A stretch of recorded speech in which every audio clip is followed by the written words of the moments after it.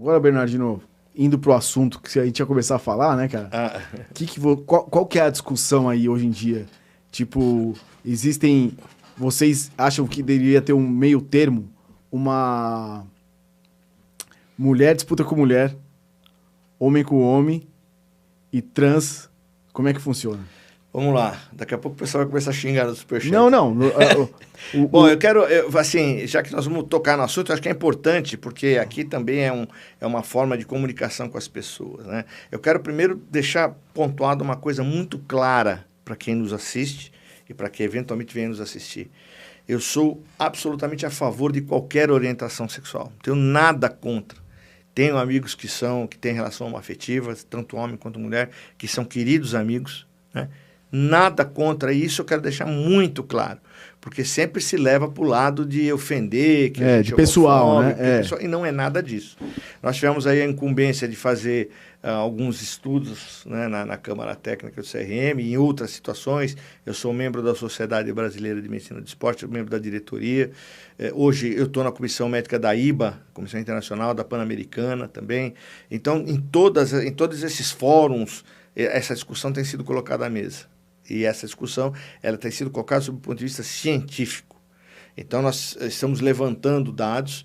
Ainda não existe muitos dados disponíveis, porque existe o transgênero. Existe aqui até um ambulatório aqui em São Paulo, que é comandado pela doutora Elaine Frade, no Hospital das Clínicas, que é uma pessoa que lida muito com esse problema. Você tem ali uma equipe multidisciplinar, com psicólogos, e todos os profissionais envolvidos, geneticistas, ginecologistas, etc., que cuidam e que eu acho muito válido, né? Eu acho que é importante a pessoa se encontrar. Uhum.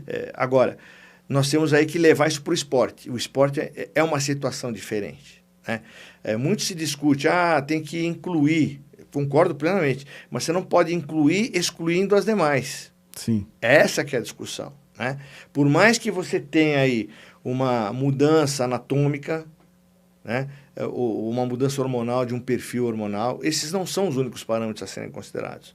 Você tem as células musculares de memória que foram expostas à testosterona por 10, 15, 20 anos e ela não muda de uma hora para outra. Já tem estudos mostrando isso, que levam de 10 a 12 anos uma célula para poder mudar o entendimento da ação daquele hormônio, né? Então, não é só você mudando o perfil hormonal abruptamente. Você tem uma situação que a ciência não tem resposta. Por exemplo, a própria bacia. Eu sou ortopedista, né? Você tem a bacia ginecoide, a bacia feminina e a bacia masculina.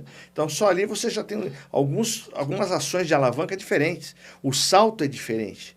Então, por mais que você mude a explosão muscular, a alavanca é diferente. Você não tem como mudar isso. Então, você tem ainda parâmetros que você não tem como você ainda dar uma resposta. E a partir do momento que a ciência ainda não tem um consenso, você não pode permitir, por uma questão de justiça, né? Como nós dissemos agora na reunião da IBA, it's not fair. Quer dizer, você não pode ter uma condição de igualdade em competição de uma pessoa que era homem biológico e se transformou em mulher, né? Isso, você não tem como responder isso hoje. Então, é isso que eu quero deixar claro. Nós não temos nada contra. Eu sou a favor de se criar, assim, uma modalidade específica para que eles realmente se sintam bem-vindos sob o ponto de vista esportivo e competir. Eu acho que é válido isso. Agora, você simplesmente trazer para o feminino, o homem biológico, transformando em mulher, as próprias meninas se sentem desconfortáveis e excluídas. É que elas não falam, elas têm medo do cancelamento. Esse é um problema muito sério. Eu tive recentemente uma discussão numa situação médica com uma pessoa transgênero do esporte e que não me deixou nem falar. Eu deixei claro que não era contra a orientação sexual, mas depois de um minuto que eu comecei a falar, eu fui chamado de homofóbico, xingado, gritaria. Então, você não tem uma discussão madura nesse assunto, infelizmente, né? As federações internacionais já começaram a perceber, e elas próprias já começaram a proibir, porque o Comitê Olímpico Internacional, e aí eu tenho que fazer uma crítica ao Comitê Olímpico Internacional, ela jogou para a galera. Conforme eu falei, você tem o interesse do business.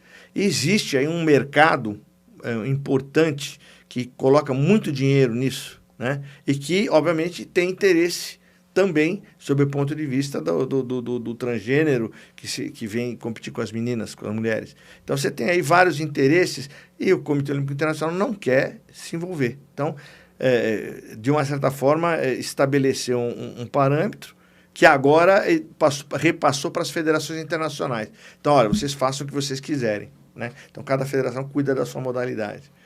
Então, ela tirou dela da reta e as federações estão assumindo isso.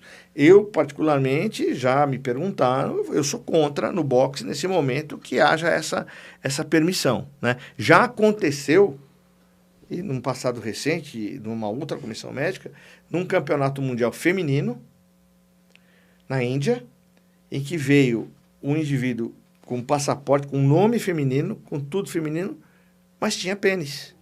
E deixaram competir com uma mulher, com uma exposição hormonal, etc. E aí tem uma outra coisa, né? Como é que você vai estabelecer o parâmetro hormonal, né? Você tem o controle antidoping, por exemplo, se uma mulher for para homem, pode usar testosterona, mas quanto de testosterona sem que haja uma ação ergogênica? Não temos resposta, né? Isso vai levar um tempo ainda para a gente responder. Então, a partir do momento que a ciência ainda não tem resposta, eu acho que você não pode dar o cartão verde para essas pessoas. E você pode falar mais que eu, que durante o treinamento, a resposta do corpo masculino é diferente da resposta. Não, porque você tem aí envolvidas as fibras brancas, as fibras vermelhas, você tem as fibras de explosão, o comprimento muscular, a oxigenação, o coração, o pulmão. Você tem tantos fatores envolvidos que ainda a gente não tem resposta para dizer se realmente você consegue equiparar biologicamente um homem que era homem biológico que se transformou em mulher para competir com as mulheres. Não precisa ir muito longe, é só você assistir um jogo feminino e um masculino, pô.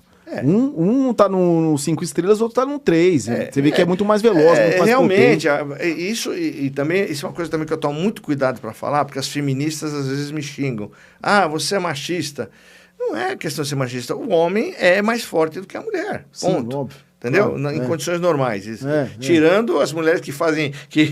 né? Mas biologicamente, você tem geneticamente a transmissão... A própria XY, que determina homem e mulher, isso não tem como você mudar nesse momento, né? Existem teses que, mesmo sendo XY, você tem algumas mulheres que são XY. Alguns trabalhos aí que estão mostrando isso. Eu ainda estou cético em relação a essas coisas. De qualquer maneira, até porque não é a minha área, eu ouço muito especialistas, os geneticistas, ouço endocrinologistas, nós temos vários especialistas que estão envolvidos nesses estudos, e que também não tem uma resposta definitiva. E o discurso sempre é a inclusão. Não, vamos incluir. Concordo plenamente. Acho que a inclusão também concordo, mas tem que estar em todos os sentidos. A questão não é essa. A questão não é essa. A questão é biológica. Não é de igual para igual. É biológico, exatamente. É biológico. Ponto. E temos que discutir isso com maturidade. A sociedade tem que entender que nós estamos aqui para discutir, para inclusive dar justiça na competição e fazer com que essas pessoas se sintam realmente acolhidas, né? E por conta desse envolvimento com todas essas entidades, e as minhas conclusões são o quê? Que eu não tenho conclusão nenhuma, ou seja, não dá para você, nesse momento, autorizar esse tipo de competição. Gostaria que pudesse ser criada uma terceira, por que não? Né? Existem os Paralímpicos, por exemplo, né? Em que essas pessoas participam de uma competição em igualdade de condições e são incluídas, são pessoas que são bem recebidas, são campeãs, são medalhistas e assim por diante. Mas já existe, né? Time de vôlei já que foi feita uma inclusão ou não? Nós temos um time de vôlei que nós temos um atleta transgênero que está num time feminino. Tem sim. Que está acontecendo, está em execução. Está acontecendo e você veja, a Confederação Brasileira de Voleibol não teve coragem de peitar as entidades que defendem, né, a LGBT, né, que defendem, não teve coragem de tomar um posicionamento, mas a internacional não permite. Então ela não pode ser convocada para uma seleção feminina, por exemplo. E eu posso garantir para vocês, as meninas que jogam contra se sentem desconfortáveis. Elas não falam, né? Elas não dizem, porque elas têm medo do cancelamento, têm medo da reação agressiva, né? Então elas não falam. Mas a gente sabe porque a gente conversa, né? O próprio Bernardinho, você quer mais o Bernardinho, que é um multicampeão, um melhor técnico que nós tivemos no voleibol, e incluindo todas as modalidades pela sua... Eu trabalhei com ele e sei a forma motivacional que ele tem, a forma dele ser. É uma grande pessoa, um grande cara. Ele fizeram uma leitura labial num jogo, né, que ele falou, o homem é fogo, né, porque o atleta bateu forte. Mas assim, num ímpeto, na quadra, falou. Cara, ele foi massacrado nas redes sociais. Quer dizer, então, não existe uma maturidade na discussão. E quem vai saber se, tipo, pô, tem de tudo, né, cara? Passa um ano, nego fala, pô, vamos meter 5 no time aí. Então, esse é aí, o que vai definir exatamente, se o cara realmente é trans ou se esses critérios, porque tem trans, por exemplo, que não querem fazer a modificação anatômica. Querem continuar com a sua característica anatômica. Isso acontece também. Então, esse seria um critério. Até a gente brinca, nos próximos anos, nós vamos ter que desnudar o atleta para ver se é ou não é. Coisa que a gente não faz hoje. A gente tem um exame médico que a gente, toda manhã antes da competição, a gente examina o atleta que vai competir, né? Tem o exame inicial que a gente faz antes da competição. Daqui a pouco nós vamos ter que incluir isso. Vamos ter que colocar, né, alguém para olhar se é ou não é, né? Isso é uma coisa até bizarra, né? A gente pensar em fazer uma coisa dessa. A gente tava falando no boxe, no vôlei, né? No boxe existe isso também? Tem esse... Tem, já tivemos até aqui no Brasil uma situação em que uma menina quis lutar com homens e a gente não sabia. Ela quis lutar? Com homem. Não dá, né? É que era juvenil, era um pouquinho menos forte, né? Mas perdeu, obviamente, né? E não se sabia, porque tinha caracteres masculinos. Mas como é que você vai fazer? Você vai olhar? É complicado. Caracteres assim, rosto, músculo, né? Não tinha... Mas a genitália não foi examinada. Mas ela veio com documento, tudo? Com documento e tudo. Tá. Entendeu? Então, hoje, agora, pra você ver, tudo isso são aprendizados que tivemos no passado. Hoje nós estamos já criando situações para a gente tentar... Cara, que difícil. Resolver isso sem constranger a pessoa também. Porque a gente tem que entender o lado humano daquela pessoa que está ali buscando competir, buscando se incluir. Claro, mas... E que está se encontrando, né, em relação à parte sexual. A gente respeita muito isso. Óbvio, mas... A gente é muito cuidadoso. Nós, médicos que estamos hoje passando por isso, nós tomamos muito cuidado na abordagem, na forma de falar, né, para que a gente não tenha constrangimento, porque a gente respeita muito isso. Deve ser complicado, mas nós temos que pensar no todo, né? Nós temos que pensar nas demais. Tem que ser criado uma específica. Nós estamos partindo para esse lado. Eu acho que vai ser a solução. As entidades às quais eu estou envolvido estão estudando isso. Eu acho que nos próximos anos deve ser criada assim, uma categoria para isso. Eu acho que isso ajudaria bastante, entendeu? Né? Porque aí você vai evitar muita discussão, muito problema, que não é... Eu acho que são coisas desnecessárias você criar um pé de guerra num mundo tão conturbado que nós estamos vivendo hoje. E não é esse o escopo, né? Nosso escopo é dar o bem-estar. Se você quer assistir a entrevista completa desses cortes, você vai encontrar o link na descrição do vídeo. Vai lá, clica e você vai ver a entrevista completa.